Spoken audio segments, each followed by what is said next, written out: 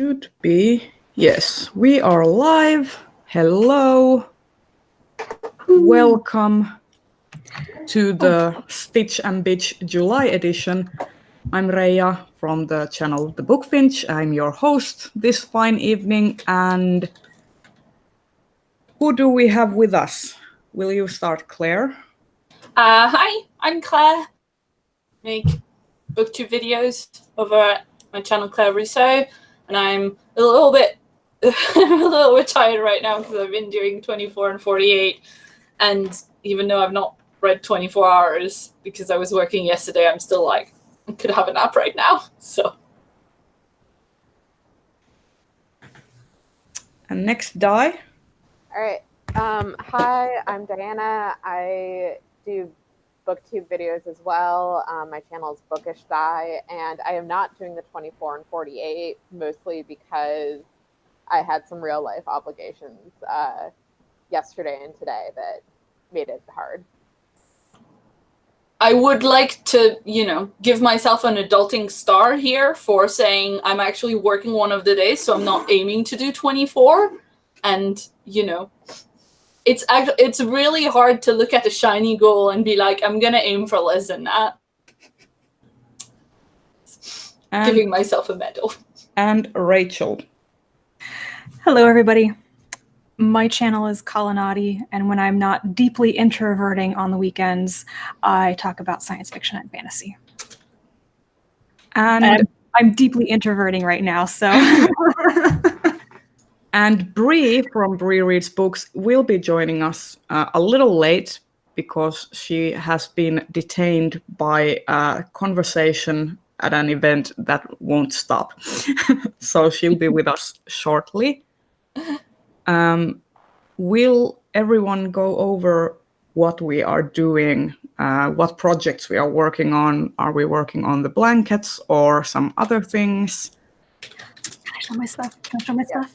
Rachel, show your stuff. I'm in an obsessive crochet phase, so I'm not working on my book blanket today because I've actually caught up on it, but I'll show you this thing. It's quite big now. I may even have to stand up. Oh, wow. It is halfway to being a real Afghan, so I'm very happy. Are you doing like a set length for number of pages? Or are you just doing like a line for each book, or? Every row is 2 books. Okay. Because, yeah, I went through my last year's statistics and I figured out how many basically novels I read, and then I used that number to calculate the size of the blanket based on the gauge. So it's worked out. It took me a lot of math, but it's working out. But what I'm actually working on today is going to be a sweater. Ooh. Nice. I'm very happy with it so far. Not so sure that I picked the right colors, but it looks pretty cool. So. Looks very Gryffindor. I was just saying that to Bree this morning, that it's very Harry Potter. It was a choice between like the burgundy and gold and blue and gold, and the burgundy is more my color. So well, this is a perfect segue. I hadn't planned this, but a perfect segue. I'm actually working on a Hufflepuff scarf.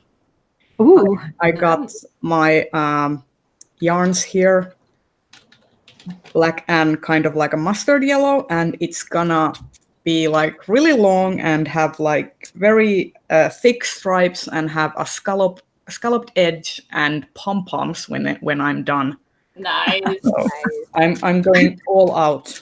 Okay, I feel like pom-poms are totally Hufflepuff. I mean, I realized that all the official Hufflepuff merch is like it's not Hufflepuff enough for my taste. So I'm going to be the huffiest puffle ever when I'm done with this. That's fantastic. I considered before making myself a house scarf that was like Slytherin and Hufflepuff, because I strongly believe that I am like, a Slitherpuff. A Slitherpuff, exactly. That like I am very Slytherin minded when it comes things, but that the things that I want to achieve are more like Hufflepuffy things. Anyway, there's a whole thing about like a dual classification of Harry Potter houses that like there's a whole system that, you know, I can link. I am Yeah. Ravenpuff myself, Yeah. apparently. That I can see that. I can see that definitely. My But secondary, yeah, oh, Mhm. go ahead. I was gonna say my secondary house kind of depends on like what day it is, because it either goes between Hufflepuff and Ravenclaw depending on like my mood. I mean, it's almost like you can't actually classify people in neat boxes, but you know, Oh my God, Claire, that's so shocking. are you divergent? Maybe. Oh my, those books were something. I actually thought the first one worked really well as like this is a week-long thing and it's a training montage of a book and it works well as a book. But if you go more into the world building, it makes no sense. So you really shouldn't do that. It absolutely makes no sense. So Claire, But if you what are enjoy you training actually montage making? books, sorry, what I'm actually making is the book blanket, which has moved a 0 since last time, so it's still like a sad line of hexagons. But yeah, I need to get a shift on with that blanket actually, because I've read a lot more. Because Goodreads has been good enough to let me count every single like short story and novelette that I read for the Hugos as a single book. So it's going to go on the blanket as a single book, and that plus the incredible amounts of like fan fiction that I've been reading, what with Endgame and Game of Thrones and Good Omens, like it's actually going to be blanket sized, which I was concerned it would not be. But yeah, that's so basically I wanted to do a bit more on the blanket before coming on stream to like have an better idea of like which bits should go where, but I did not do that. So I'm just going to be making hexagons in my color for science fiction and my color for fantasy, which I'm gonna double check which is which. And yeah, I need to put pictures on Twitter once I've sewed a bit more of it together. You're doing fine. I mean, I haven't touched my blanket since the last time we talked, and I hadn't touched it then either. So, you know, I'm doing other projects because my mind can't focus on just doing the one. So I have like a dozen knitting projects and cosplay things and such. So well, thank you very much. I did actually finish a thing recently, which was great. I actually went through a bunch of the boxes that I've got. If you can see the blue boxes in the background there, like that's just it's just storage of stuff, right? And a lot of it is craft stuff. And so I went through and did a like preliminary clear out. Not quite like Marie Kondo, but you know, stuff that I obviously haven't looked at for several years. Went out to make a bit more space, and I like a scarf that I had started and almost finished, and I like just had to cast it off and sew it together and put the ends in, which like I don't love to do, but it was very little work. And then I had a snood that I had finished, and it was very exciting. So Diana, what are you making? I am still working on my scarf. I am catching up because I have been working on a blanket mostly because that one's a little bit more varied. I don't have it with me, but it has this really cool like lacy repeating pattern. And so I had like taken that with me to ALA and worked on that. So I'm catching up with my scarf right now. Your scarf is actually like goals because every time we have these live streams and it's just getting longer and longer and longer. So I'm hoping in like before August I can actually catch up through the end of June and then just like take a picture of how ridiculously long like 6 months of reading has been. Like I want to see a picture of you just wrapped in it, like your whole body, like a scarf caterpillar or something. And I might do that, or I might subject my poor cat to it. oh, poor cat. That blanket is scary. That blanket, that scarf, it's not blankets, but it could be a blanket, really. I mean, She's you could like make it sort of like a scarf fortress for Carrie I could. easily. But I it's think too hot right now. I think if I Okay. do something like this next year, I'll do a blanket and also like maybe not do a row every 25 pages. Whew. Because yeah, that's where the mistake was made. Yeah, I'm like counting only the red books because otherwise it would just be too much. Do you mean as opposed to DNF? Or do you mean as opposed to comics, or? I mean, just like because I currently like with my blanket, I have a different pattern for comics and a different pattern for novels. So the comic panels are shorter and a little bit narrower than the book panels. And then I have different fabrics dedicated for audiobooks and like different formats. So ebooks have a set of different fabrics. Physical books have a set of different fabrics. Audiobooks have a set of different fabrics. And then the fabrics are dedicated per genre, so it's a lot. Like I have decided that this year I will get rid of all my excess fabrics that honestly I don't have like anything to use them for. So hopefully with That's this, really smart. That's a real smart way of doing that.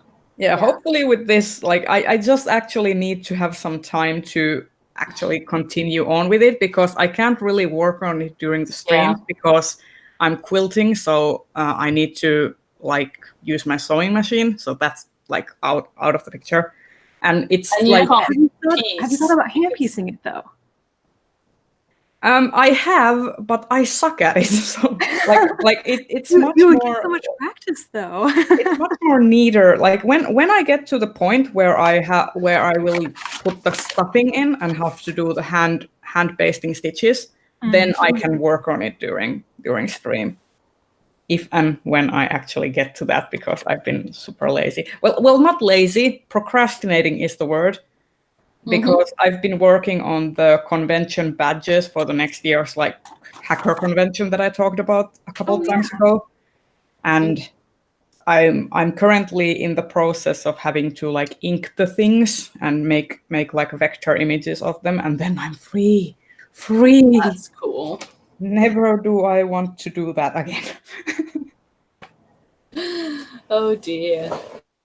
Like working on like a convention artist sounds like a very glamorous job. It's not. It's not. Oh, friend. It's lots The of. thing is, it's almost, I feel like, at the risk of being quite controversial, it's almost like, pregnancy insofar as once it's done, you don't remember how bad it was, and you're like, yeah, that sounds cool. I should definitely do that again. I should definitely start volunteering on a different, like, side of the convention. It'll definitely be, like, not as much work, and it's never true. So... Like, I wouldn't mind working on some other aspect of a convention, but See, that's what I always say. It's always hard, though. It's always too much work, and there's never enough time. Because the whole art thing is like, I feel like I have so much responsibility. Like, the whole look of the event is like determined by how well I do things, and it's like I'm getting like palpitations thinking about it. So, moving on, what have we been actually reading? There's going to be like a Brie catch-up when she gets here. She's just gonna talk for half an hour, and we're gonna be happy about it. But yeah, what has everyone been reading so far this past few weeks? I am like 50 pages from the end of Ancestral Night by Elizabeth Bear. This book has taken me like a month to read, and I love it so much. I just haven't been reading that much in the past couple of weeks. So I'm thrilled. I'm gonna finish it this evening.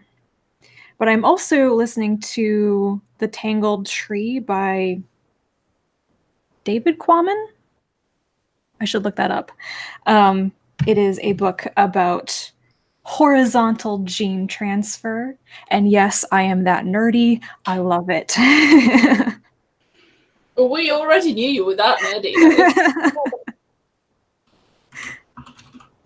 So is it like related to the gene editing technology that you read a lot about?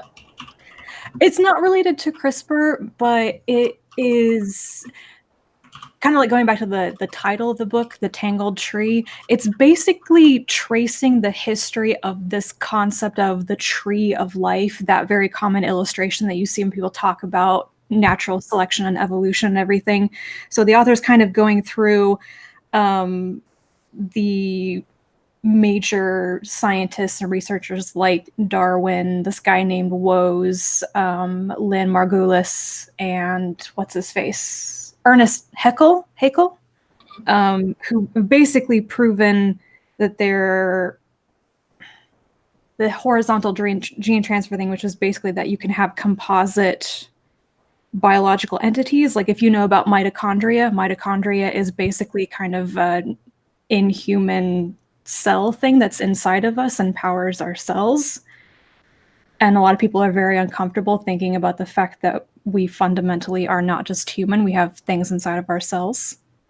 So anyway. Yes, but there's also like a ton of like different bacteria living on us, like in a sort of symbiotic and almost always like also parasitic relationships, which I think is interesting. Exactly. And it is kind of parasitic or mutually beneficial, actually. Our bodies have become the environment in which many things exist, and including inside of ourselves. So yeah, horizontal gene transfer, very fascinating, completely flies in the face of what most of us are taught about Darwinian evolution and how DNA works. So I'm actually really looking forward to that. Sorry. I was going to say, as a layperson, the thing that you think about is like that sketch that Darwin did that's like tree-like with like V-type branching, right? That's what I think most people who know nothing subject would know. Yeah, and the idea is you have branches, but they can go back. You can transfer across the branches, not just up them, that's basically, or down them. So I'm not done with the book. I'm like halfway through it, and it's very interesting. It's touching on a lot of scientists I've heard of, but never actually known what they worked on. So it's really cool. Has it actually like inspired you to look up all the scientists that are referenced? And because sometimes there are books that inspire you to look up like all this supplementary material that you want to pick up because they introduce you to new concepts. I think that's one of the reasons some books become like favorites, if they like kind of nourish that curiosity. They just spark so many other things. Yeah. I didn't really have that high of expectations for this book until I got into it, and I was like, wow, this is actually really researched and good. I think like Elizabeth Bear is one of those authors that is kind of like has like when she's good, she's like really good, but then she has these like huge misses, at least for me. Like I've loved some of her work, and then I've hated like some of her things. I realized recently I hadn't read much of her back catalog. I've just been reading her new stuff over the last 5 years or so.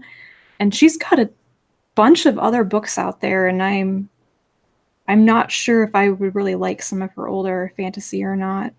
Yeah, she has an SF series. I think one of the books is called Dust, and everyone keeps bringing it up to me because it has asexual representation in it, apparently. So I might try that one eventually, but she's go on. Oh, I haven't read that one, but I did read. It was this 3-book series where it was like kind of sci-fi Ragnarok, and it was interesting. I don't know. Was it the Hardwired series? No, it was or Iron and Blood, or was it the Bronze Age? No, I'm looking. I remember one of them was The Sea Thy Mistress. Oh, I thought those were fantasy. It's like fantasy, but also I can't. I just remember not liking them a whole lot, but I really liked Care and Memory and Fields of the Sky. She did write the companion to Wolves trilogy, Iskrin trilogy with Sarah Monet, who is also Catherine Addison. And I remember, like, I loved the first book, and I read the second one last year, and it was like shite. Oh no! I have the third one, and I'm just like, it's short. I should probably just get it over with, like ripping off a band-aid, and then I'm finished with another series. But it's just so disappointing when you like really love a book and then the sequel is like not so great. I'm looking at you, Monster Burrow Cormorant. Like, I am actually really nervous about reading that book now because you were just so disappointed in it, and I like the first book. I like. I really like the first book. I wasn't as in love with it as a lot of people, so I'm kind of hoping that means that I won't have my expectations crushed quite as much reading the second one. Yeah, I mean the second one had interesting concepts. Like it has like really interesting concepts, but it's like it's not the same at all. Like if you are expecting more of the same going into the second book, you're gonna be completely disappointed because it's like a completely different beast. It has a different like formatting. It has different like narrative structure. Everything is different, and like if you are going in like blind, it's like what the fuck. like I came here for Baru and not these 7 other people. Like what the hell? That's interesting because while I found the character Barrow to be interesting, I remember being much more taken with the world building and just the story arc overall. Yeah. Rather than characters specifically. So I don't know if that'll make a difference for me. Yeah, I mean, I hope you will like it because I don't like expect everyone to, like if I hate a thing, everyone must hate it. Like I really always sincerely wish that other people will find something enjoyable in books, even if I didn't happen to enjoy them. Oh yeah, yeah. I have recently finished reading a memory called Empire, and I really liked it. It's like it took me a month to read it because I really realized that I need to be in a certain headspace and really like be able to fully utilize my brain to like think of the different concepts. But I really liked it. I think I'm going to nominate it next year for the BookTube SFF Awards, and probably also for the Hugos actually, because it was really good. Segue time. Yeah. So I've been reading some Hugo books now that the BookTube SFF Awards books are. And I just finished Spinning Silver. Yay! I saw that you liked it apparently. I did like it. I mean, the thing is, look, I generally really like Naomi Novik's writing, even Uprooted, which I was kind of like, this world is great, this relationship is like not great. Which one? So like that. What do you mean with the? I just thought that Uprooted should have been about.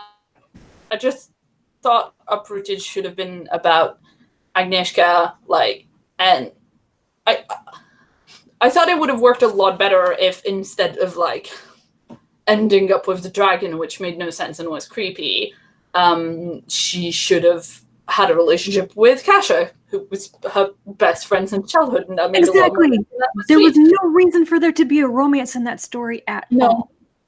And I feel like it's almost the same with Spinning Silver. I'm more on board with the one bit of romance that there ends up being in Spinning Silver because I think she sold it better.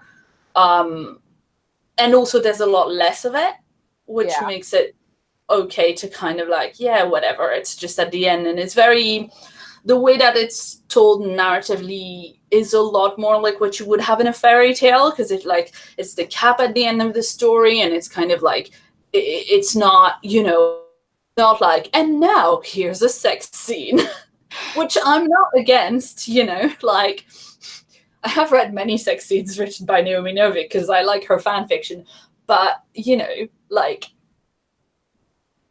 I didn't mind the sex scene in Uprooted. I was actually very fine with it. Wish I didn't end up reading it on the bus though, but that's just a different qualm. Yeah, I mean, I didn't have a problem with the scene in particular. I just thought the relationship made no sense. And like the thing is with Spinning Silver, I thought the relationship was a little like it didn't really need to be there for me, but I was also very, very worried because of like this pattern that Naomi Novik seems to have of like, here's a bunch of characters. Here's some characters who could have a very sweet FF romance, but in you like some head stuff, which is not a problem. It's just a pattern being established. But the thing is, I was concerned that I would find it to have the same problems as Uprooted, right? Because I like Uprooted, but I had issues with it, and I like the rest of Naomi Novik's writing, the Temeraire books and her fanfic, and so I wanted to love this book, and I was worried that I would find the same issues as Uprooted, and I think she's doing a bit better, and I like the book better than Uprooted in general. I think I just think her world building and her magic building and her mythology are so great and really effortless. And like, I'm not 100% on board with like everything relationships wise in those books.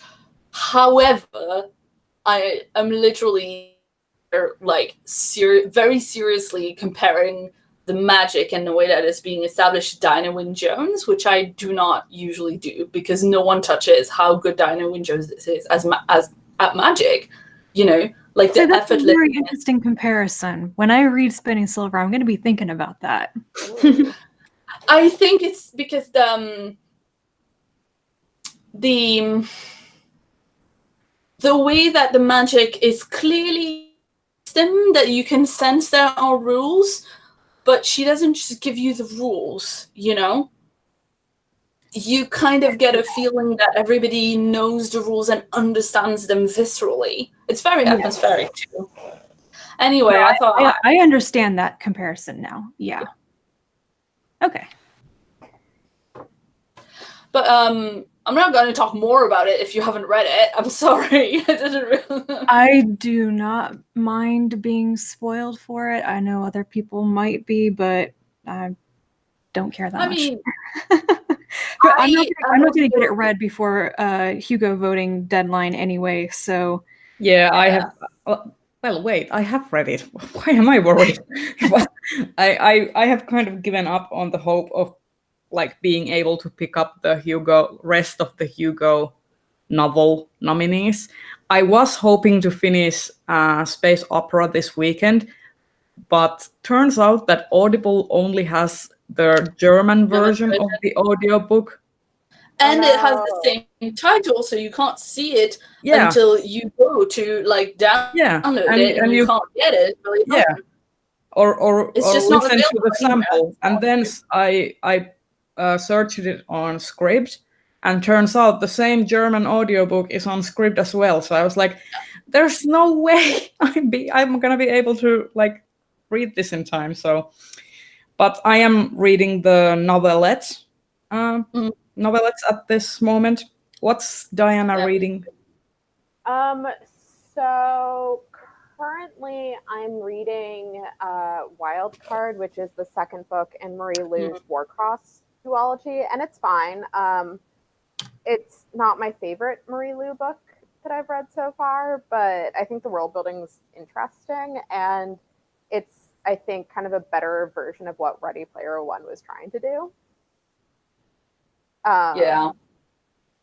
Let's see. I just finished Hither Page, which is Cat Sebastian's like post World War II mystery romance novel that she self-published, and that I really enjoyed.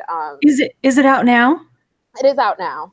Okay, I did not know that. I'm yeah, curious about that one. I really liked it. So I grew up reading Agatha Christie novels, so I'm like a big mystery fan, and so this like really worked for me, and I really liked all the characters. And there is a delightful older lesbian couple.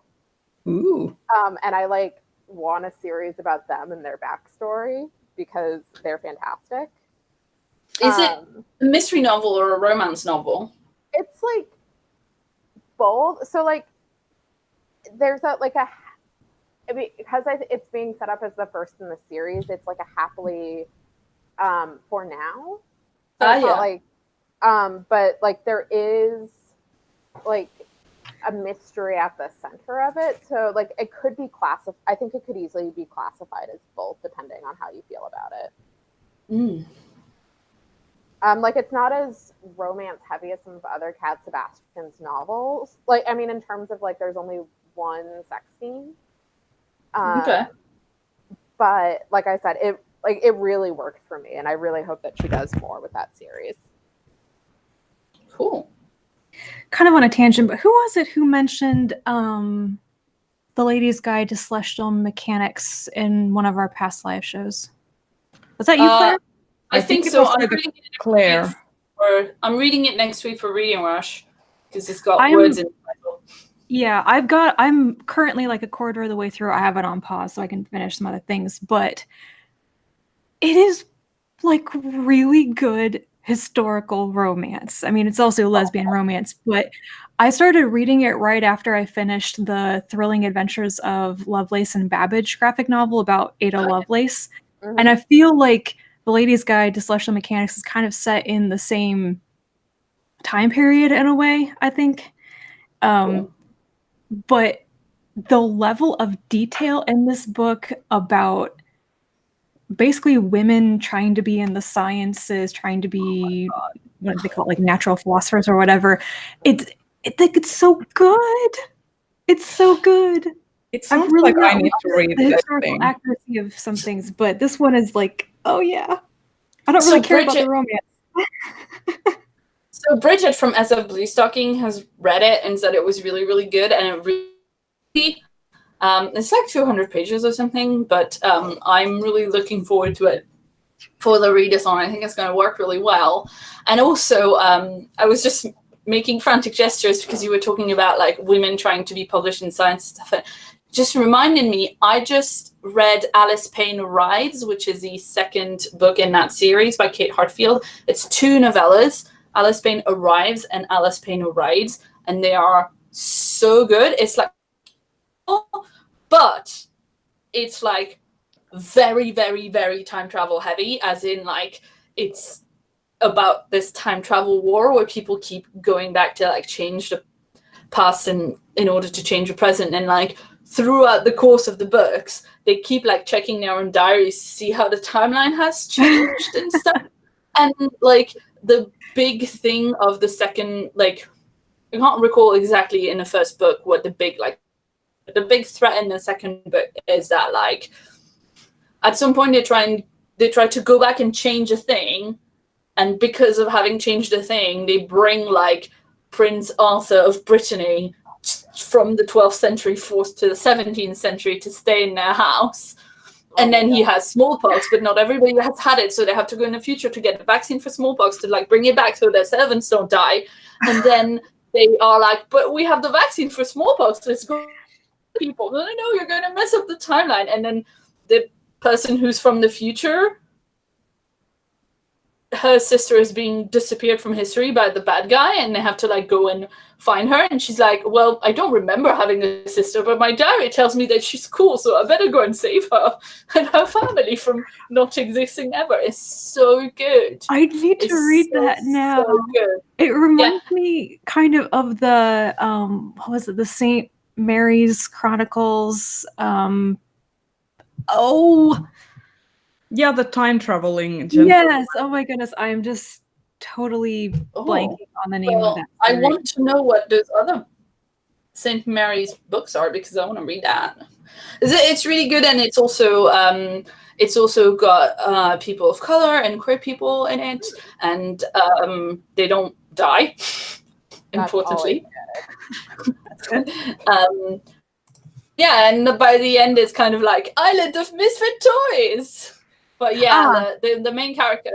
Yeah, Jodie Taylor's The Chronicles of St. Mary's. The first book is just one damn thing after another. That's what it reminds me of. But I have it in my Goodreads right now. I think Caitlin from Kirigi has read most of them, and there's like a lot of them. I want to say there are 8 or 9 books now. I've read like the first 3 or 4. Yeah, I've seen covers of those, but I didn't know what they were about. Okay, I'm putting that on my list. Yeah, no, it's really fun, and the main character, well, one of the main characters, Alice Payne, she's like this 17th century lady, but like the estate is impoverished, and her dad is like not taking responsibility, so she's like robbing bad guys. You know, she's like being. This is not as the first chapter. It's like she's dressing up as a highwayman, mysterious highwayman, to rob people who she knows are, you know, dubious moral character, and then like brings home the loot to her father's house, where she lives with her inventor girlfriend. Now this is reminding me of Gentleman Jack.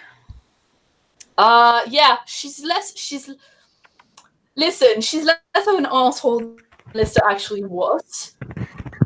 I keep hearing that Lister was a very complicated person who was also the most horrible landowner. Yeah. And like kept not paying her tenants any like actual wages when they were like. I mean, I think she was also a dick to her girlfriends a little bit. Yeah, I keep hearing her being described her as a rake. Yeah. Sorry, Rachel, I didn't hear you. So I would say I get that impression from the TV series version, even though they're kind of selling it on like the romance as well. She was clearly the older, experienced one in most of her relationships, and she went after young women. Yeah, I want to, like, it's actually on my Reading Rush TBR. I'm going to be listening to the audio companion to the TV show, and then I'm going to be watching the TV show. Yeah, I saw that in your TBR, and I thought that was such a good idea for something to do like that. Like, once I got the idea in my head of rereading Howl's Moving Castle and watching the movie, it wasn't going to go to anything else. But I love the movie. I love it so much. I know Christian Bale is like super problematic, but I love the bit where he's like, "What's the point in living if I can't be beautiful?" What Christian Bale does Howl? He's such a voice? Yeah, so Christian Bale is Hal, and he does it in an American accent, which is hilarious considering like he's Welsh and Hal is like in the book Welsh. That's so weird. Oh, I didn't even think about that. I have never seen the English dub. I like the English dub. Like I just like I think I just haven't been brought up with like the dubbing culture so much. So if I can watch something in the original and subtitled, I will. But then again, I also like have that with when the thing is originally, like for example, Avatar: The Last Airbender. I can't watch the Finnish dub of that series for the life of me because I'm so used to the English voices that I every time I try, I'm like, no, can't do it. Just nope. I can't watch any French dubs anymore. Like even if I go and there's a thing on and it's not something that I've already seen, it's not something that I know the actors' voices. It's just like now because I'm not used to dubs anymore. Like just because I don't watch a lot of foreign films and whatever. But if I watch anything now with a French dub, I'm just like.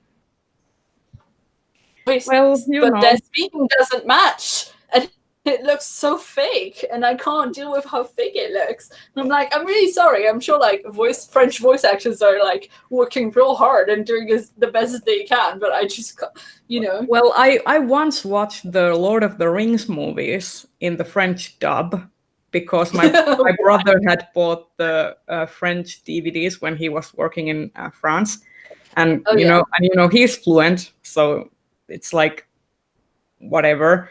And I just like happened to the room, and I have seen the movies in English, and then you know that when you just sit down and you start watching, even if you didn't have any plans to do so, and then you just watch the whole thing. That kind of happened to me with the French dub, and it was so surreal.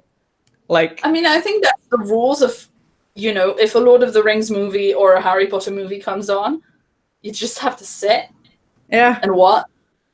But like Legolas sounded so French, like like even like compared to the other French voices of like Legolas is the like ultimate French like voice in those movies. I don't think I've ever seen those in French because they were coming out when I was in high school, and I was into the English language and I wanted to see things. Now you need to go check.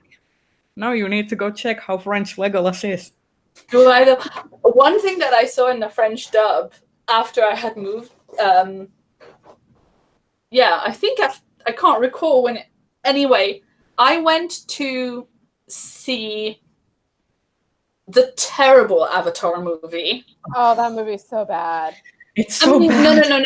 Listen. I went to see the Blue Navi of Avatar movie. Both Avatar movies are terrible. Which one? I'm gonna politely disagree with you. Like, I would not go so far as to say that the Blue Avatar is good, but I have some fond memories of those. I would say it's the CGI. Like, it was worth seeing at least once for the CGI because the CGI was very good. But yeah, I mean, you can entice me with neon lights and bisexual lighting any day, and that's pretty much the movie. But the other Avatar movie, legitimately the only reason I saw it in theaters was because I was living in Massachusetts over the summer and we had no AC, and I had a free movie ticket.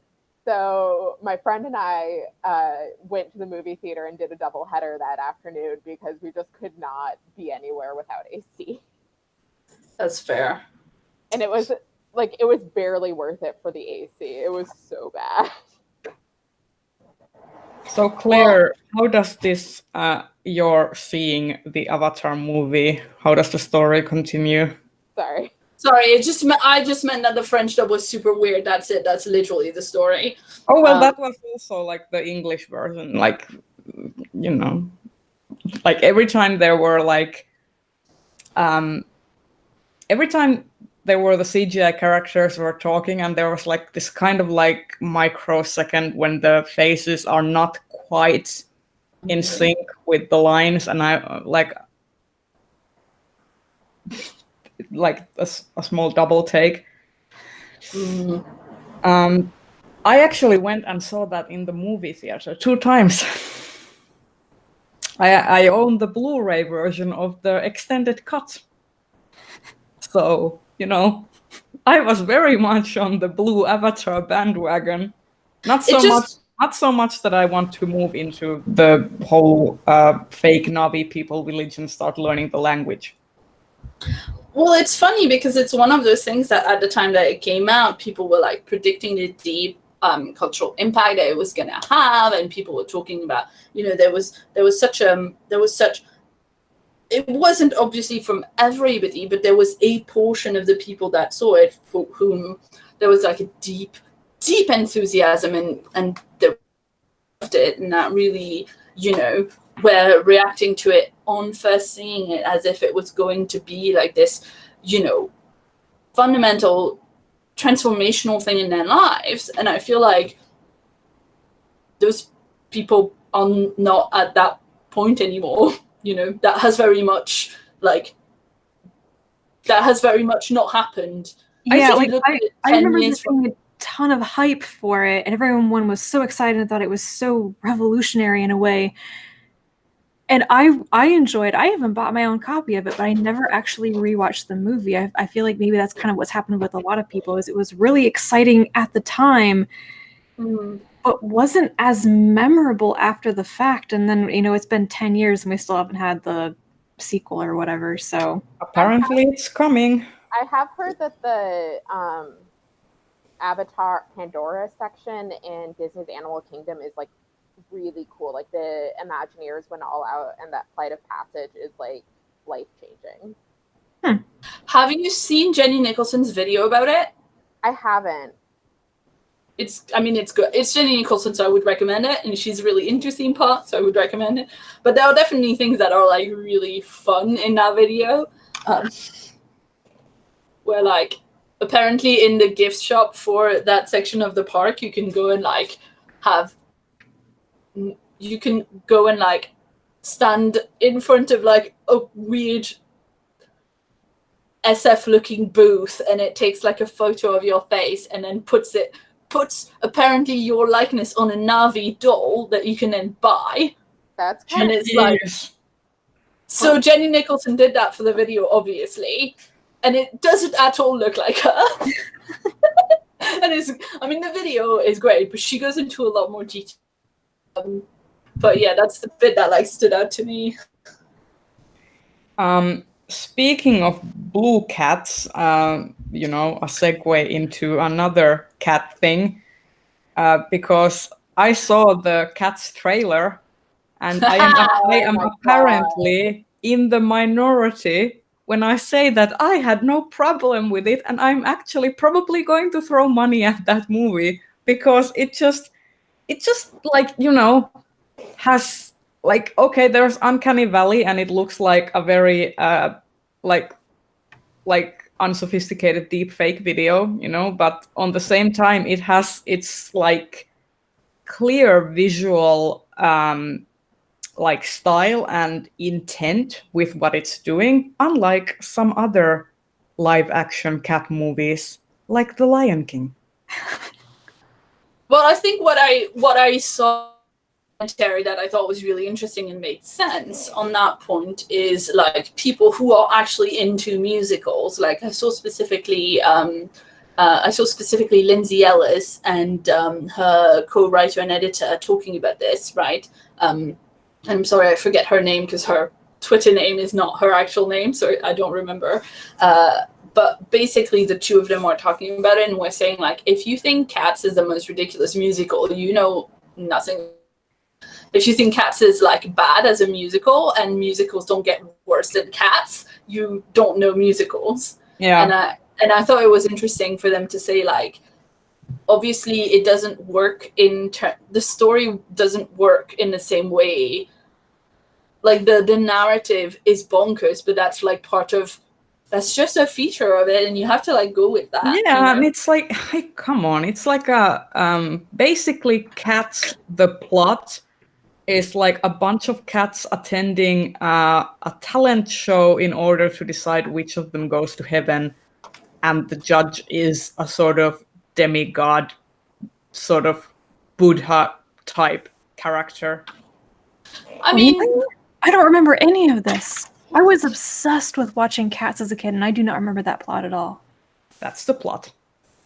They take turns in showing all their best sides and, telling why each of them should go to heaven. Wow. I really love the music, though. Me too. Like, I love, like, I will unashamedly say that I love Cats.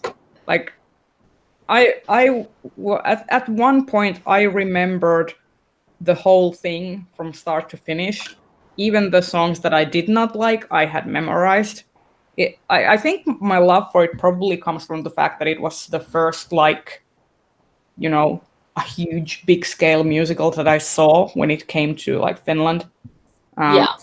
Les Mis was another one. Like, so, those are, like, even though people, like, criticize them for things, like, I can't do that because I have so much, like, cool memories from them, so But also people are wrong about Les Mis. Well, like, that flat out. The thing is, you couldn't adapt it in any other way, I think, because the book is just ridiculous. listen, the book is bonkers. The book doesn't make sense with current like fiction book, like written fiction narrative. Wasn't like it published like weekly Yes. or something? Like in chapters? So it's like and there's like many times where the book just kind of goes off the rails in a completely different direction just because like, just because at some point someone wrote in the paper that Victor Hugo was and it was boring, and therefore Hugo, like, there are literally bits of the book where Hugo says that he's doubling down on making it longer because your assholes are complaining. It's literally, he was a giant troll. Also, that same thing kind of happened with Alexandre Dumas and the Count of Monte Cristo. Like, the Count of Monte Cristo is unnecessarily long because, Dumas kept being paid by the dialogue. Yeah.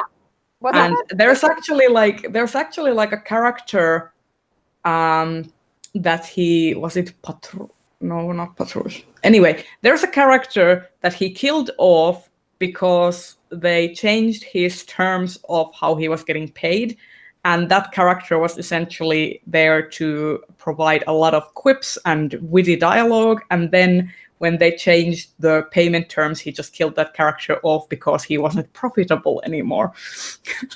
So I think it's also like a question of the conventions of fiction as a genre, and I don't think at that time like fiction was expected to be realistic in the way that you look at it now. So now when they adapt something like Les Mis or Monte Cristo or other stuff like that, like into serious television dramas, works of the canon, literature is good, and the other arts are like for dumb people that don't like reading big books, and that they're nonsense. adapting the abridged versions basically. But they're adapting they're adapting something, they're adapting their idea of what a serious work of literature ought to be, as opposed to what the book is, which is a book in which literally one of the scenes, right, is Marius speaking to Cosette when she just says, well, we're going to England, but it's fine. You can just come to England with me. You can just come to England with us, that's fine. And Marius is like, no, I can't. I just have these breeches and I have no other clothing because all I have is this one like set of pants that Courfeyrac gave me. And then he collapses crying against a tree. And the next line is 4 hours later, he gets off of the tree and stops crying. That's literally in the book, right? Like, it's not like there's shit that doesn't make sense in the book in terms of like, Javert finding Valjean all the time and Valjean never bothering to like, I'm just gonna stay in Paris because why would I leave? I'm just not going like to keep using my name.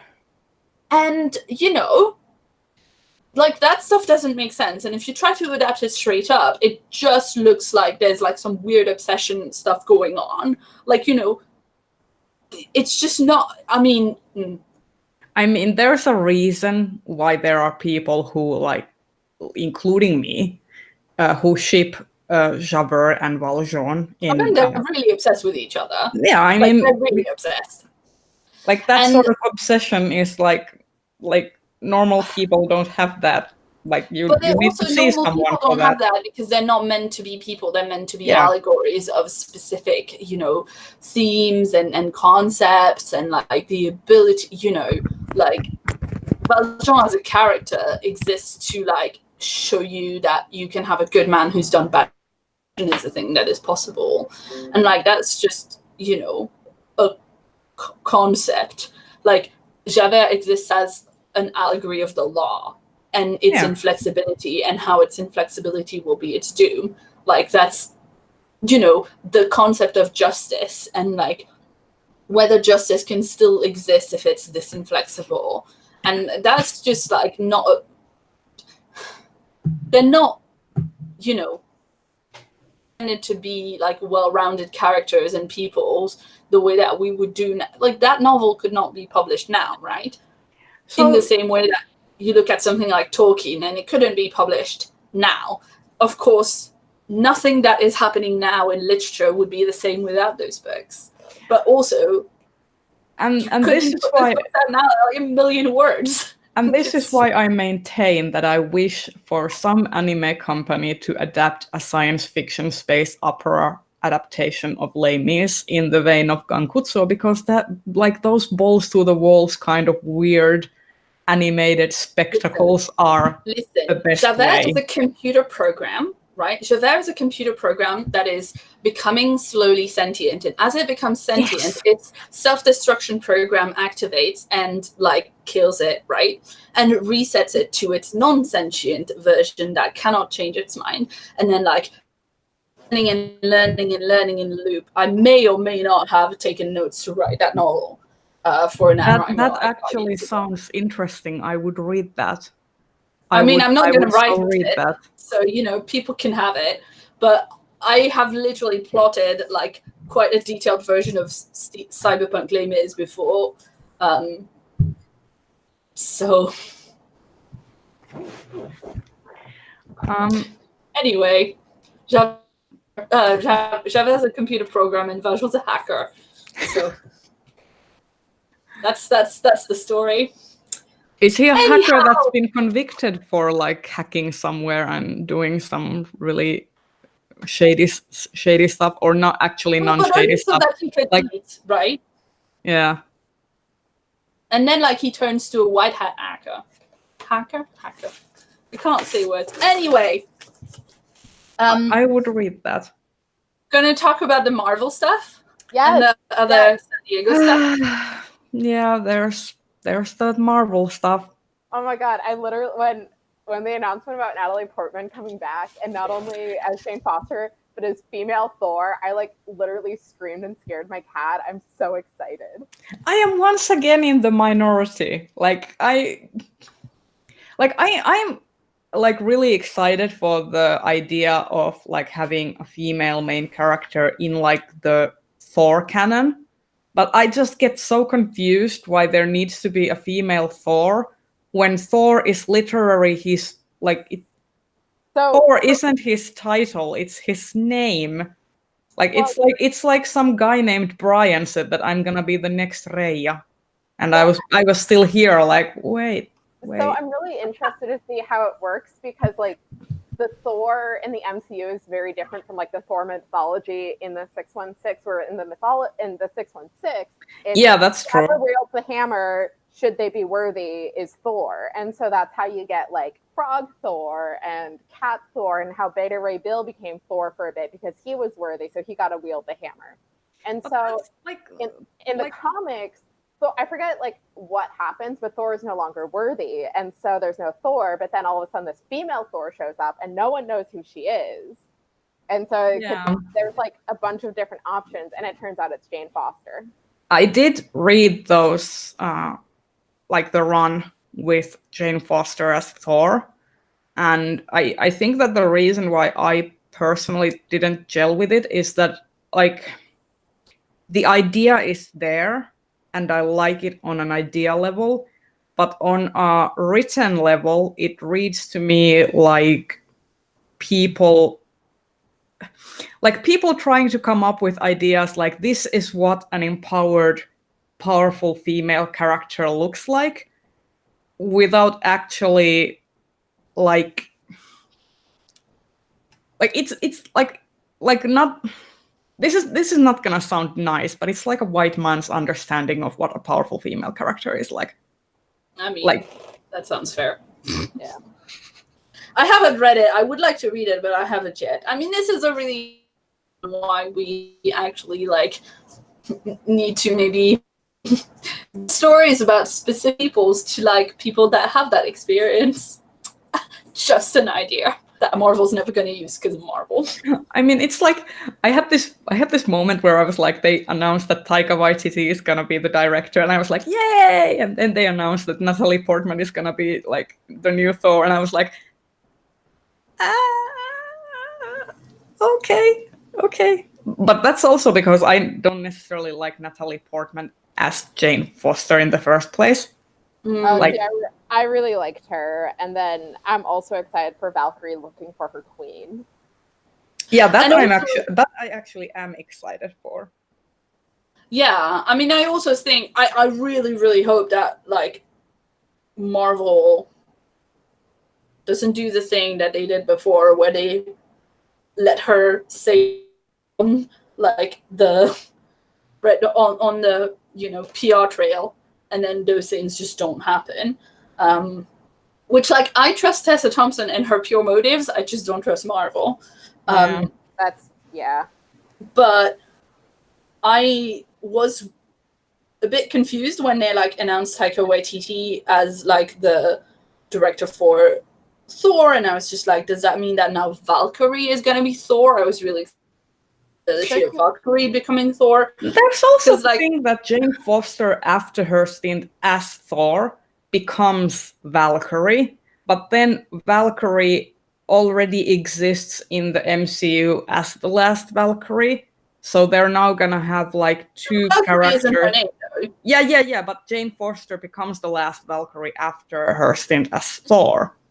Well, I mean, I don't know if they're gonna do, like everything. What they've done before is they've taken some ideas from some runs and not like everything, like the way that they, took a bunch of the Miles Morales backstory and then gave it to Peter Parker. But what I was gonna say is, I think it's really interesting. I was just wondering what they were gonna do with Thor and giving Thor 4 to Taika Waititi, given that like Thor is Guardians, and that already is with James Gunn, and I was just kind of like, what's going on? And also because all of the Thor characteristics that Taika Waititi gave him were pretty much like voided in the Avengers duology. Like, thank you for that. But we also got the like glorious like LGBT representation in those movies, so Yeah, that's what I'm saying. I trust Tessa Thompson wanting to like do that, but I just don't trust Marvel to actually do it. But like, I think the lineup in general of like all the stuff like looks exciting, and it looks like there's a lot of stuff coming out really soon, and it's not. I feel like they could have come up with a much safer lineup if they'd wanted to play it safe. They could have safer lineup of like just a bunch of things we already knew are coming out, and they've announced a lot of new stuff that I don't know. Like everybody's frantically Googling like Shang-Chi and the Eternals to figure out what's going on. I also Googled Shang-Chi. I'm really excited I'm excited for the What If animated series. Like, I think that's going to be so cool. Especially because, like, I think that's the type of thing where Disney Plus is, like, the perfect platform for that, because, like, it's not going to be something that, like, a lot of people, a massive number of people are going to be tuning in for, but, like, being able to have it on Disney Plus gives them room to, like, play around with different story ideas. Plus, I'm also like a little mad that I'm now going to be watching WandaVision because Monica Rambeau is going to be there, and I was like not super interested in it, and then they're like, they announced Monica, and I'm like, oh shit, I'm actually going to have to watch this now. Yeah, this face I just made was for WandaVision, not for Monica Rambeau, who is awesome. I'm also low-key excited actually about the Doctor Strange movie, out of all things, because I did not like the first Doctor Strange movie very much, but the whole Doctor Strange in Multiverse Madness or whatever it's called, it sounds interesting. Like I'm and it's gonna be a horror film. Yeah, that too. Like, I'm obviously not gonna be able to watch it by myself, but I'm excited.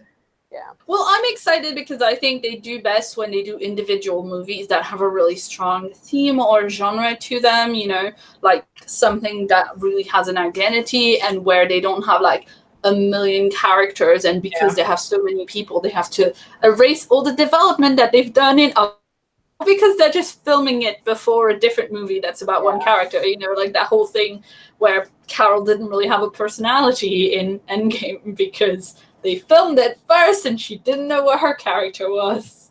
Yeah. Also, putting Benedict Cumberbatch in a horror flick is like that's his calling, like. Anyway. But yeah, I'm also really looking forward to Falcon and the Winter Soldier, Yeah. mostly Yeah. because I'm like, I'm waiting for Sebastian Sebastian Stan. Stan. Yeah, I'm waiting for Sebastian I Stan to can't have. hear Oh, either sorry, of you. sorry. Yeah, Go on, Di. I'm looking forward to that a lot because I love their character dynamic, but I also love them like the actors riffing off each other, and I'm so excited for that press tour. Yeah, I'm really excited for all the fan fiction. That too. I can't wait for Sebastian Stan to actually have more than 4 lines. Like that's Yeah. Like I can't wait. For sure. Okay, I'm trying to think what else was announced that I'm very excited about. Loki?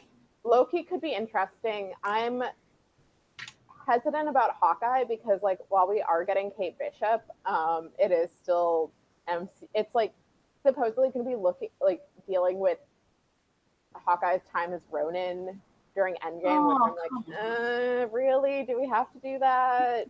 Yeah. And it wasn't like really fully explained, and then it was just. Bleh. And it's just like, Steve dealt with the whole thing by like Steve, who's already dealt with like a lot more than that, being transported like in time and everything, deals with it by like trying to help other people, whereas like Hawkeye deals with it by like going to murder a bunch of dudes. And like Hawkeye is a character in the comics who is supposed to be all about helping other people, and they could have done something with him where he's like actually helping the neighborhood, which is what he does. Yeah, well, they could have given him a post. I actually really want to read fic now. Like that's about Clint post the snap, getting a building, an empty building in the city that's like empty and cheap because no one is there anymore, and like taking in, in Far From Home. In Far From Home, May talks about like coming back to her place after after being like brought back from the snap, and other people live there, and it's like, yeah, so maybe he's like, looking after maybe what people are being snapped, he's looking at that haven't been, and maybe when everybody comes back, he's like, looking after people that don't have a place to go. I don't know. I just like comic book Hawkeye. Well, and so I'm wondering what they're gonna do with Kate Bishop, because in the comics she gets the Hawkeye name because she, in the first Young Avengers run, she mouths off to Captain America like multiple times, and Cap's like, the only person who ever really mouthed off like that to me was Hawkeye, and he's dead, and I think you're a worthy successor, so here you go. I'm kind of in a rut with Marvel in any case. Like I'm like, with each phase it becomes a tiny bit less magical and a little bit more tiring to keep up with all of them. So I'm still like, excited to see like all the costumes and what they're gonna do with things, but at the same time I feel like there's like, with phase 1 there was like this idea of newness in a sense, and I know there is like a newness for other people obviously, and there are people coming in to the MCU all the time, but at the same time, like having followed this whole journey through from start, it feels a little bit like I'm getting old. I feel myself getting older with each passing phase. I mean, I was just thinking this morning that like it was the first time in a long time that like we were getting all these Marvel news, and I was excited about them. So I guess just because there's just because they've announced a bunch of different things that were a bit less expected. I am excited about Mahershala Ali being Blade. Yeah, so like I'm really excited about that. So I don't know if y'all read the story, but apparently he looked like right after he won the Oscar for the Green Book, he called up Kevin Feige and was like, "Hey, so I want to be Blade." And Kevin Feige's like, "When Mahershala Ali calls you, you pick up the phone and do what he asks." Yeah, that sounds fair. Like, I mean, I just, you know, I'm really excited about. He's one of my favorite actors, even though he did the Green Book. Yeah, I'm interested. Well, yeah. I'm interested because he was in Luke Cage, so I'm interested to see like if that gets addressed at all. But I mean, the TV shows in themselves don't address almost any of the Marvel things, like the whole MCU. So I think we can safely assume that they're like not canon in the same way. yeah, and I think part of that is just how Marvel Studios got structured after like the movies kind of shoved out Ike Perlmutter because Kevin Feige just didn't want to work with him anymore. Yeah, and also, yeah. Sorry, I was just gonna say this is silly, but did you see someone tweeted, "Oh, they should just cast Chris Evans as Johnny Storm again," Yes, and then nobody mentions it? Yes. I mean, I want Chris Evans to be free, weird ass plays, because that's what he wants. But also, I always want more Chris Evans. So someone suggested Chris Pine and Gugu Mbatha-Raw as Mr. Fantastic and Sue Storm, and I would love that because I really liked them together in A Wrinkle in Time, and also that way Marvel can finally be like, gotta catch them all with the Chris's. Oh dear. Sorry, Ray, you were saying something. I forgot, but it's okay. The red thread has been mood. Big mood. Ugh. I've been trying to check if Brie is going to come, but I think she probably will just miss this stream. Or she might pop up, but you know, let's like. I haven't heard anything on Twitter, so I'm assuming that she's probably gonna miss it. I wanted to talk a little bit about, you know, future reading plans, since I think all of us here now are going to be doing the reading rush. Mm-hmm. Yay! And I think all of us are tentatively also going to be doing the newts. Yep. So you know, if you want to, you know, talk about some things that you're most excited about for like the next few weeks on your reading list, then. So I am. Where's my thing? Sorry, are you doing a TBR video? Yeah, it's going to be going up later today. I need to finish editing. Oh, exciting! But yeah, I filmed and edited it yesterday. I just didn't get around to like writing the description yet. We'll all have TBRs for the reading rush, so that's a good place to go and look. Yeah. But yeah, I'm really excited. Yeah. About all the books. I have like 2 different options for the 5 words or more, just because. So one of them is a Star Wars New Jedi Order book, which is like the full title is so it's Star Wars New Jedi Order, Agents of Chaos 2, Jedi Eclipse. Like the total thing, including like the 2, is like 10 words. So like that's one option, but I haven't really been loving the New Jedi Order so far. Like it's my first time reading it, and it's like it's way more grimdarky than I'm used to for Star Wars, and I'm not quite sure how I feel about that. Oh god. So my other option is A Closed and Common Orbit, because I know, like, based on like how much I loved Long Way to a Small Angry Planet, that like it will give me nice comforting feelings instead of like, well, I've heard many people say that it's better than The Long Way to a Small Angry Planet, or like it's good in different ways. So yes. I'm also very excited to be picking that up in the near future.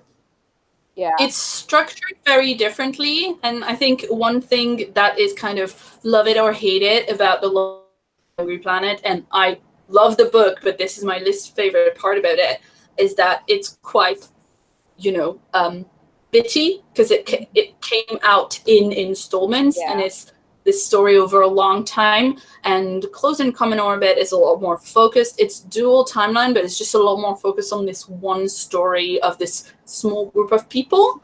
And I mean, it starts a bit dark, but you know that the people involved are all right. It's like the characters from the first book when they were younger. So it's kind of like, it's a bit grim, but it's fine. You know it's going to be fine. So yeah. So that's my option for that. And then I also have an Anna Marie McClelmore book that I've been trying to read for a while as my debut or author's first book. So The Weight of Feathers? yeah. Mm. And then because I'm not like Claire and not, you know, making my life easier for the book to movie adaptation, I'm doing The Darkest Minds, and I have like not heard great things about that movie, but it's on HBO and I own the ebook. So wait, what is the darkest? What's that story about? I've not heard of it. I'm pulling up the ebook description on Goodreads. Hold on. But it like came out during that like post Hunger Games YA boom. I see.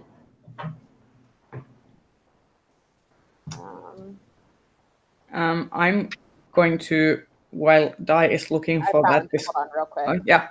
All right. So when Ruby woke up on her 10th birthday, something about her had changed. Something alarming enough to make her parents lock her in the garage and call the police. Something that gets her sent to Thurmond, a brutal government rehabilitation camp.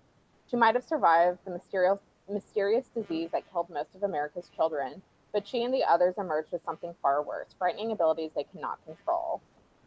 So the book is about her escaping and like meeting up with other kids who have powers. And so like, no, fair enough.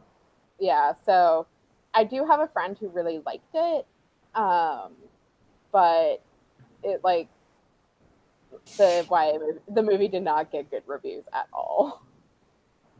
Yeah. That's always a struggle. I know how easy I've made my life with the TBR because I couldn't stop myself from picking one book for each prompt. So that's 7. So that's more than I ever read in a week. I've picked 2 graphic novels and like, one novella, but one of the novels is A Lady's Guide to Celestial Mechanics, which is supposed to read relatively quickly, and it's 200 pages, so it's not so bad. Yeah. But yeah. That's just novels is more than I normally read in a week. Like, right, there's Howl's Moving Castle, These Witches Don't Burn. Witches. Anyway, yes, I think it's These Witches Won't Burn. Yeah. And then either of any of the Machineries of Empire books, depending on where I am in that series at the time, and it's looking like it's going to be finishing 9 just started. It's not a good readathon book, and I'm definitely not going to manage reading all 3 before the end of the Hugo voting, so I should just focus on trying to read that series before the convention, because I'm still interested in reading it, and giving myself a push will help. But maybe I should change it, because it's just not a good readathon book, I don't think.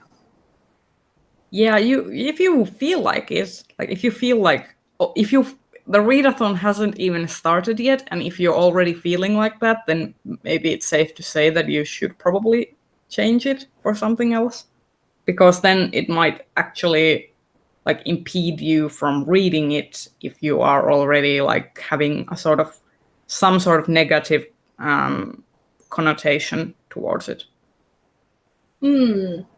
Like not necessarily thinking that it's going to be a bad read, but if you're like fretting about if you will be able to finish it and how that's going to be impacting other reading and such.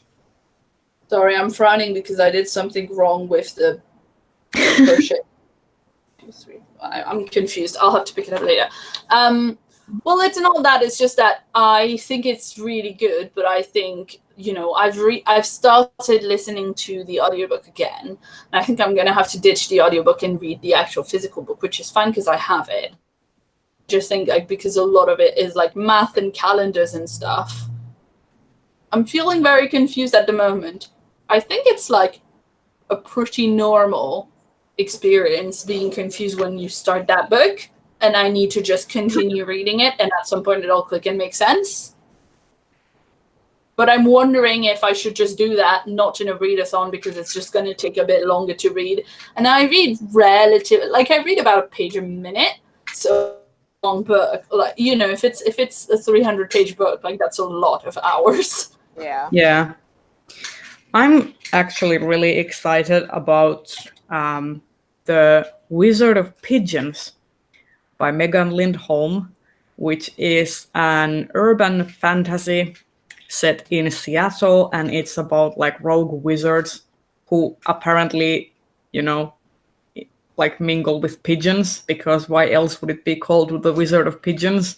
And I'm here for any sort of pigeon related fantasy. So, is that an older novel? Because I don't. Yeah. Has Robin Hood been publishing as Megan Lindholm recently, or is that? Yeah, it's a really old one. Like I won it in a giveaway because like Jen Nice. from Remembered Reads organized it, and I was like, oh sure, I'll participate, and then I won, and I'm like, I never win anything. This is That's great. neat. This is great. Yeah.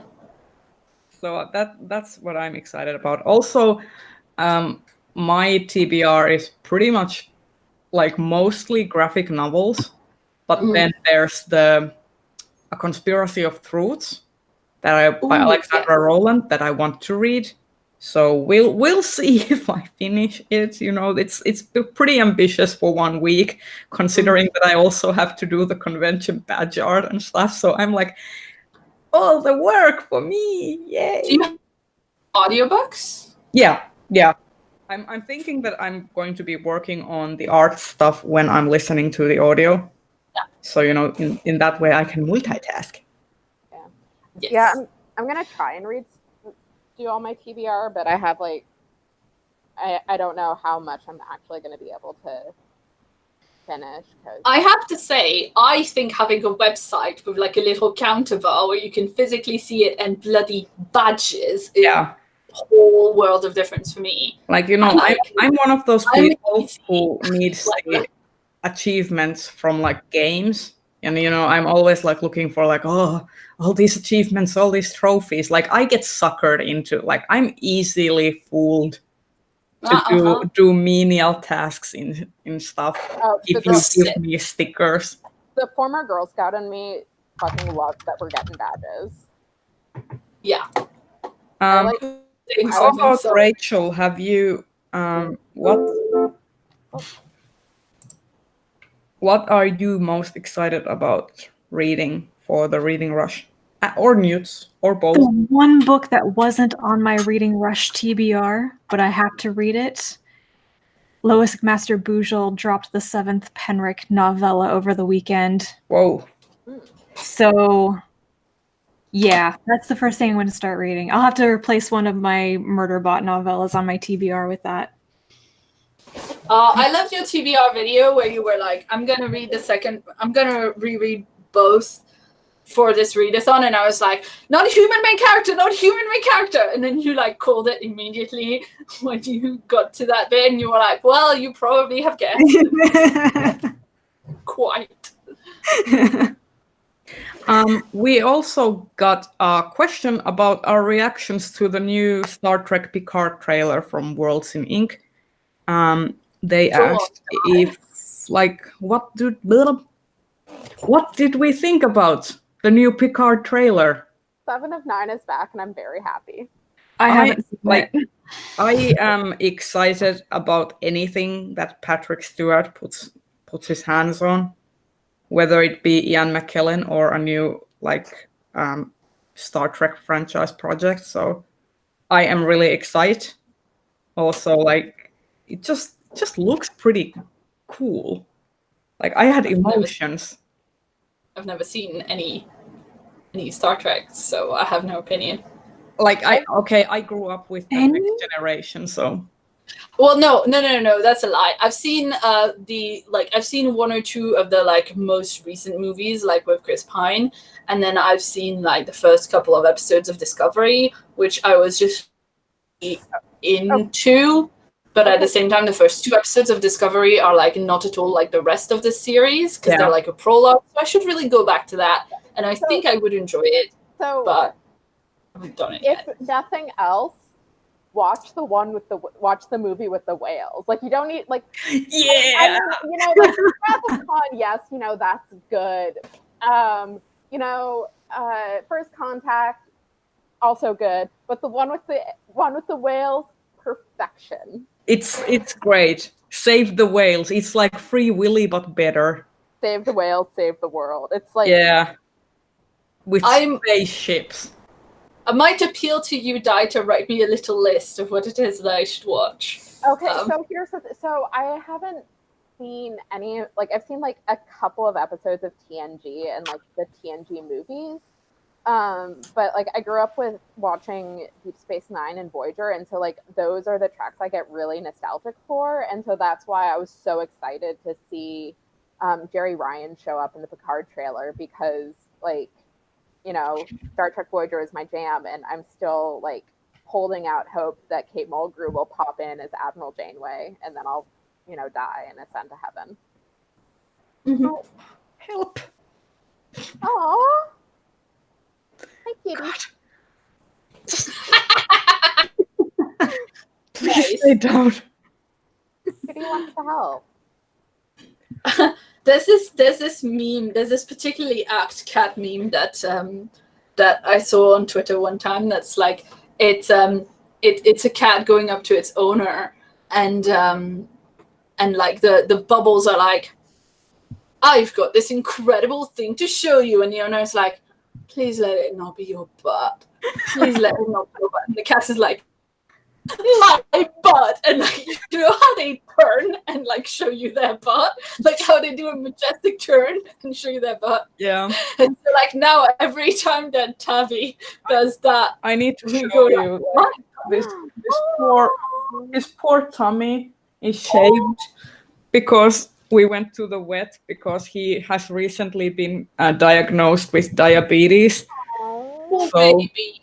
So they shaved his poor belly, and now he's been really like fretting about it. Like every time he goes to like lick his like wash himself, and he's like, there's no hair here, and he's like very like fretting about it.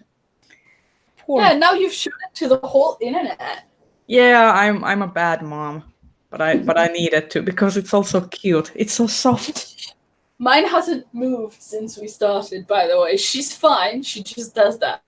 Carrie's sleeping on the couch unless I disturb her and bring her over, and then she'll like cuddle Well, for a I bit. have another one too.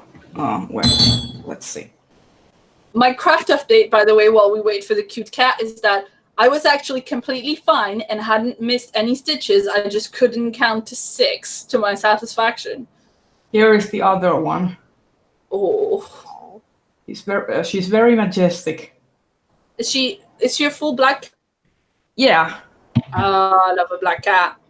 I do. She has like small tufts of like white armpit hair. Aww. And other than that, she's fully black. Cute. Baby. Yeah, I did make several mistakes though on this particular. I need to be more careful in my next hexagon. So I made several mistakes. You're being social, so you know. Like that. This is why my scarf is all about just knit, and there Mhm. isn't any fancy.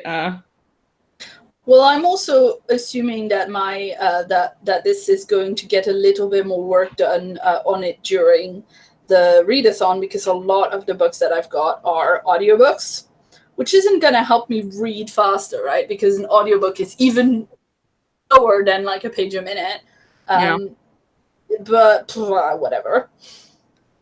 I've Just, recently learned to listen to audiobooks on 1.5 speed, which I didn't think that I was able to do, because every time I watch like booktube videos and people are having the audio on and they listen to it like in double speed, and I'm like, that sounds so unnatural, I can't do it.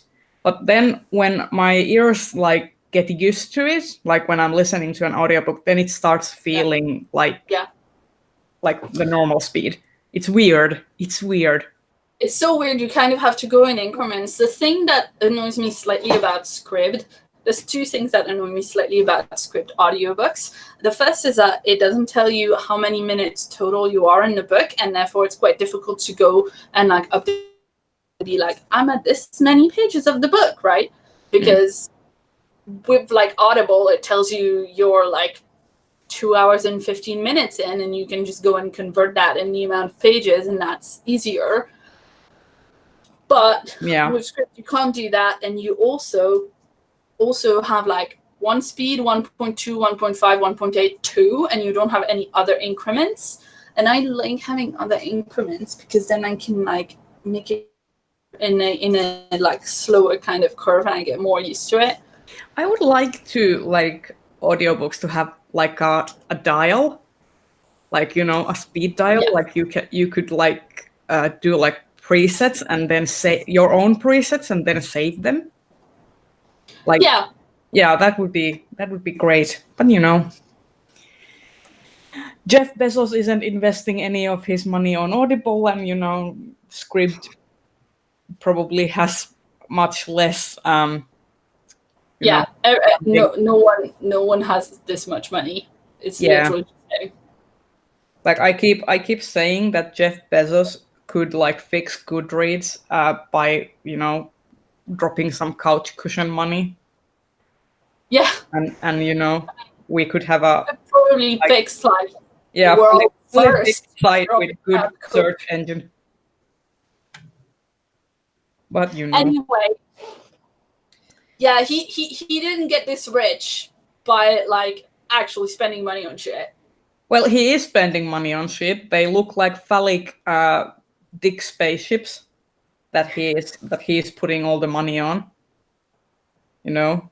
Yeah, I don't remember what his space program is called, but all the rich people seem to like have this weird notion that the only way to like get remembered in history is if they're the person who's gonna take us to Mars, and the rest of us are like, I will promise to remember you if you fix the economy and, you know, start paying your workers an actual like.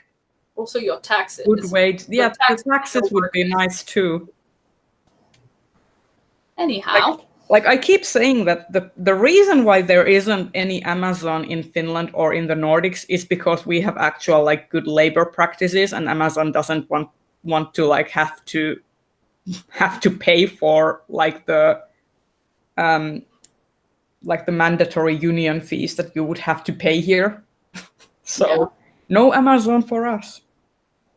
Well, I mean, I wonder if it's that, or if it's also a question of like very specifically what law would allow them to do or not. Because like in France, there are like good labor practices, but it's also like pay a fine to like circumvent them. And here is like you can't circumvent them, like or you can try, but you're gonna like in the worst case go to jail for it. Like we are a very unionized country.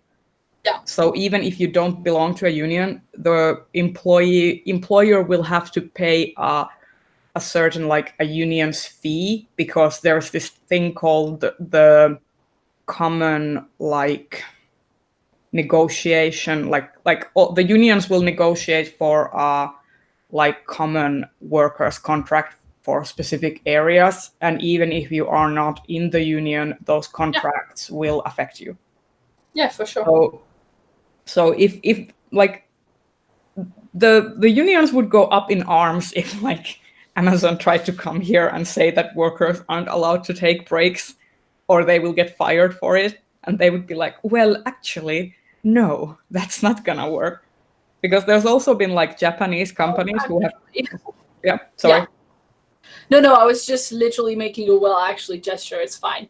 I mean, there's been some Japanese companies who have like brought their warehouses here and then tried to implement the Japanese work week, which would in Finnish terms mean that the workers would have to be paid overtime, and they would want to implement the work week without paying overtime, and then people were like, no, we're actually not gonna do that. That's not how we do. So I mean, That it's good. sounds I heavenly. think. I That mean, sounds it's heavenly. good. I have been a warehouse worker, and I've never had to piss in a bottle, and I am very grateful for that. So, For sure. like a couple years ago, I didn't know that was something I had to be grateful for, but we live in weird times. Word. Speaking of time, we have about 20 minutes. So I think August releases and also some plans. I know we are going, like, I'm trying to count, 3/4 of us are going to Dublin. Yes. So that's going to be great. I'm already very excited. Yeah, I'm not ready. Let's see, August releases. Let me just pull up Goodreads. So it's not Getting in in the ninth. What? Getting in Wait, the ninth. I thought Yes, that's what that's August is. September. Isn't Gideon the 9th September? Yeah, I Yeah, think it's early. early September, I think. Not on. It's releasing next week, but Gods of Jade and Shadow drops, and I'm very excited about that. Oh, yes. Silvia Moreno Garcia. I'm very excited for that. I mean, I literally have only 2 books on my August most excited, and they are like there's a new Marie Brennan, but I haven't finished the first series yet, so I can't start that. And there's a from Becky Chambers, but that's only August in the UK, I think. So I'm sorry to be a terrible teacher. To be taught, I put in it. Yeah. Sorry? That novella by Chambers is on my must find a copy list for Worldcon. Oh, of course. I'm Of pretty course, sure yeah. it'll be out by then. It's August 8th in the UK, and then it's like I think September 3rd in the US. So, and I'm sorry, I don't know if that's a controversial thing or not, but the UK covers for these are just better. Oh yeah. Oh yeah, Which no, ones? Which I one? deliberately sought out the UK covers for her Wayfarers trilogy. Oh, yes. Because they sell them in Canada, and so I like saved a chapter's gift card so I could buy them when I was there. I think there's a sort of difference. Like the US ones are very like going for that camp factor, like Red Dwarf, very very like campy B movie, that type of thing. Whereas the UK covers are going for that sort of ethereal, like romantic idea of space. Yeah. It's just a matter of which one you like. To what it actually is, yeah. Yeah. Oh, the Dragon Republic, which is the sequel to Poppy War, is coming out apparently I next haven't month. read that yet, so Poppy War I haven't read yet, so. There's a bunch of Star Wars books coming out. Shocking. There's the new Thrawn book coming out next week. There's Zoraida Cordova's Crash of Fate, which is coming out in August. And then we're also getting Delilah S. Dawson's Black Spire in August. I have all of those pre-ordered.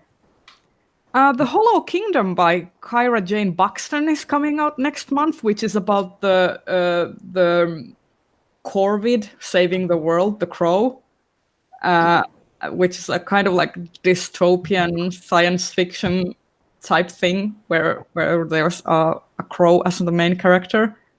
And Nice. I'm actually like, if that one is going to be on sale in Dublin when we are going, I will probably have to buy that because I'm really into that. Also, Moira Fowley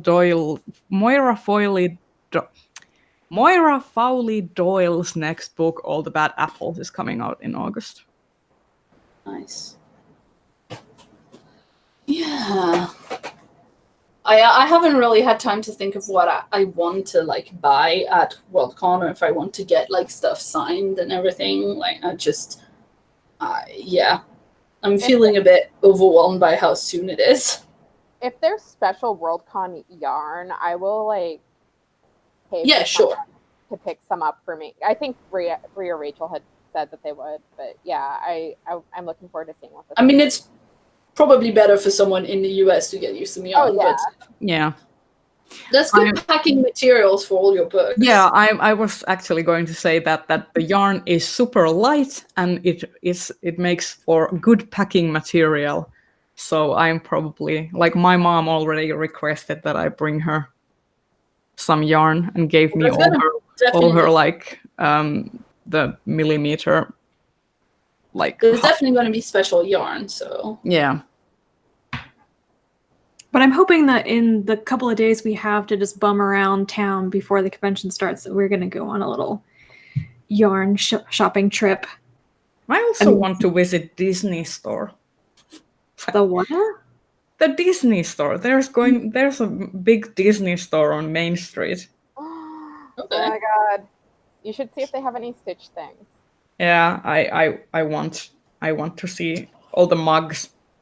Also, I do want to go to a Starbucks and see if they have the I Am Here mug for Dublin, because, you know, I'm are you collectors? yeah, I'm easily fooled, and I have started collecting those because, you know, there aren't enough items in the world for me to hoard. Yeah.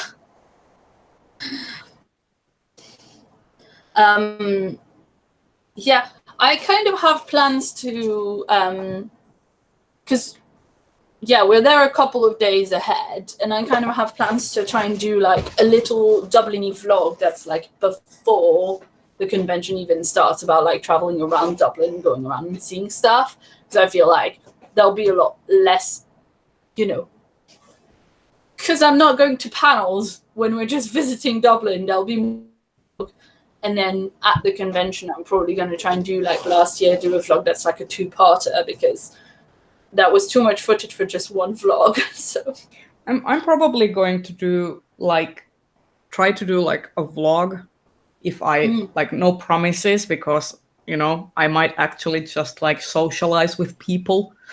But I'm planning on doing like a convention reel that will actually like focus on the stuff at the convention with no like extra bits. And yeah. yeah, I mean, I don't really. One thing that I wasn't sure about is if I wanted to do just a vlog where I just show convention stuff, and then do later like a video that's just a haul from Dublin and from the con. Because a lot of what I did in my vlog last time was talk about stuff that I like picked up, and I'm not sure if that wouldn't be better. I'm not sure what people would prefer to see, but yeah, I'm also.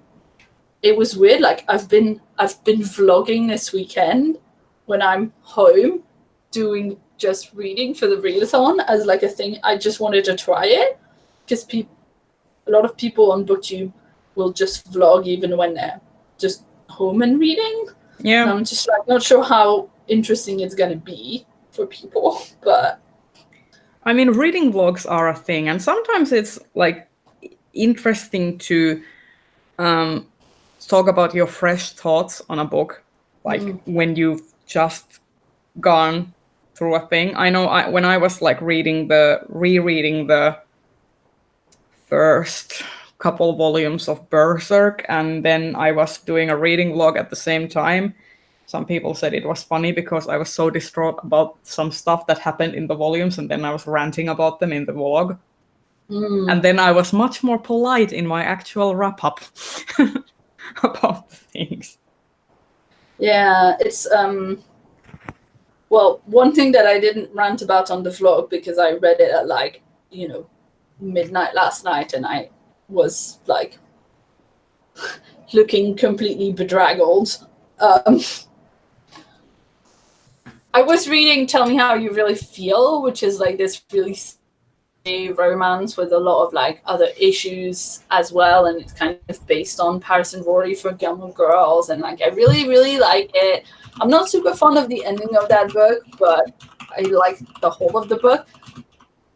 I got to a point where they like sneak into a karaoke bar to have a date, and they sneak in behind a group of people who are like, you know, like coming in as a group and like paying for having a party or whatever. describe this group of 30-year-olds going to karaoke, which is a thing that me and my friends who are all above 30 like to do. They spend the entire like date section, which is like a chapter or two, calling them the olds. Oh, And I was just like, I mean, that's accurate. If you're 18, that's probably how you're thinking. And like, I know that young adult books are for young adult people, and that they're not necessarily for me. But I was like, oh, come on, that's like a personal attack on 30-year-old women who like karaoke.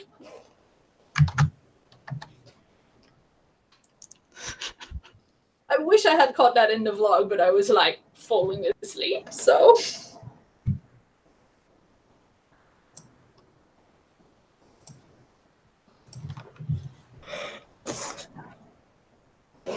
Ooh.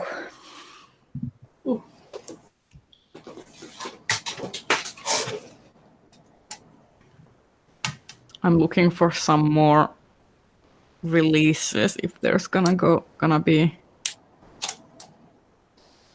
I don't know if like August is generally a time where there are a lot of releases though. Chronicle Books is releasing something called The Nordic Tales, folk tales from Norway, Sweden, Finland, Iceland, and Denmark. Interesting. Sorry, I'm just filming us for the vlog. Hello. That's it. Filmception. Yeah, I know.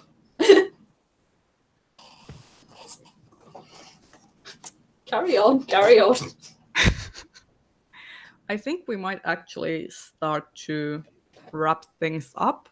There's 10-ish more minutes, so we could talk about some things that are coming up on each of our channels, and what are you most excited about on content-wise coming on your channel next month or early next month?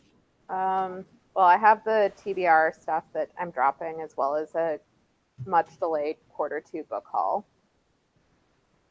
because that just didn't get edited until recently. What about Rachel?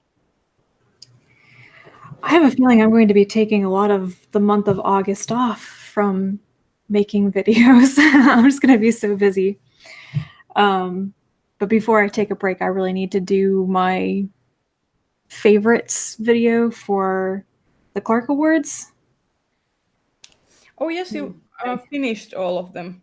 Yes, and the most recent winner was announced on Wednesday, I think, and I had already read that. It was Rosewater, so I'm like, yes, I'm officially caught up on reading all the Clark Award winners until next year at least. So, but yeah, the last thing I need to do for that project is to go back through all the winners and like point out which ones are my favorites that I thought were really good books. So, yeah, Yeah, go ahead.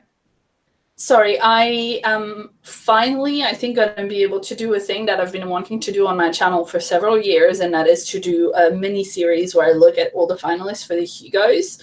I am planning to like record that basically.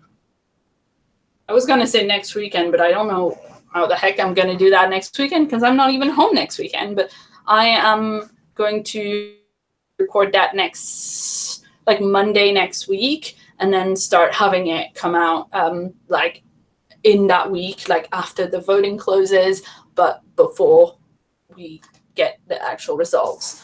Hopefully I should be able to have like a series of videos on the finalists, like basically just reviewing them. Like, I think I'm going to do a really simple format that's like, these are the things, these are what the things are about, these are the things that I prefer. And if I have a strong idea of like, I think this is probably going to win, but this is my fave, I'll probably say that too. But yeah, I mean, I don't really have a precise. I wanted to be able to finish the Machinery's Vampire for that series of videos, but it's just not going to be feasible, I don't think, to read up to like the third book by next Monday. But that's gonna be a lot. Yeah. but I do think I'll have everything else because I'm like I have one graphic novel and like 4 novelettes left. Like I really don't have a lot left, and I have some more time in like 24 and 48 tonight.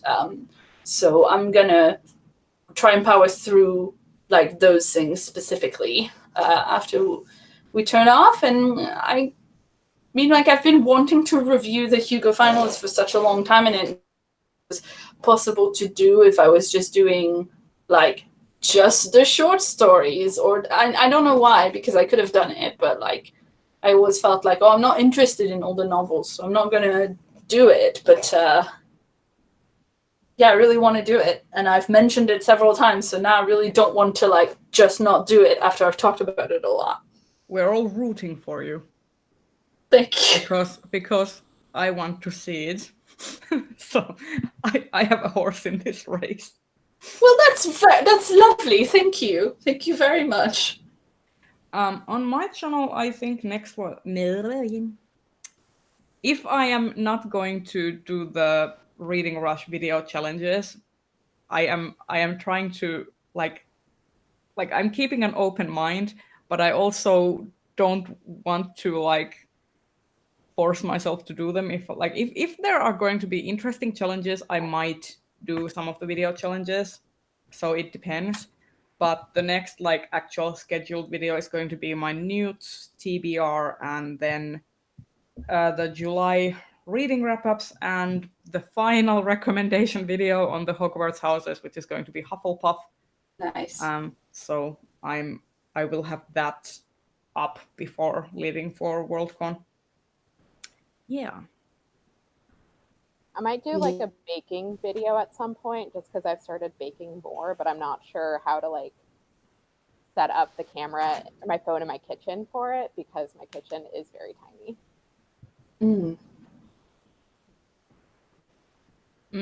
Probably like there are pretty cheap, like, you know, those small tripods that you can like have suction cups, and you can attach them to like a cabinet wall or something, and then you could just rotate your phone so that it looks up on your baking surface. How do you have it set up now, Di? Well, right now I have a tripod that I use. I mean, right Okay. now I'm using my computer, but Sure. yeah, I'm wondering because like I'll occasionally do like little Instagram stories of me and my baking adventures. Yeah. And there's gonna be more opportunities to bake for work once term starts because like we have a bunch of different things. I'm looking forward to baking adventures. Like one of my favorite things to watch are like when people try out like recipes from books, or like try to Nice. get inspired by foods from books. Like I remember some person did like the lemon cakes from like Song of Ice and Fire and Game of Thrones, and tried to kind of like reverse engineer how they would be done based on how they were described in the books. So, you know, if you plan on doing baking videos, I'm definitely like the target audience for those because I'm always excited when people make food. Yeah. I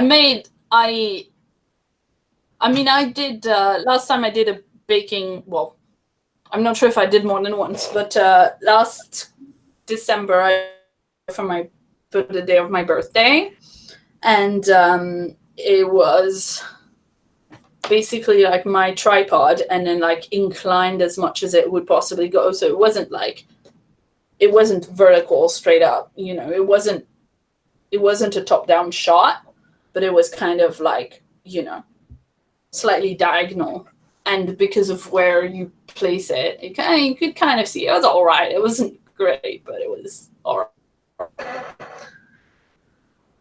So I think we are going to start signing off. Any last greetings you want to send out? If you all liked watching the Women's World Cup and you can watch women's soccer online if you're outside the United States, nwslsoccer.com. If you're in the States, Yahoo Sports and ESPN. Nice. The league. I want it to continue. Nice. Oh.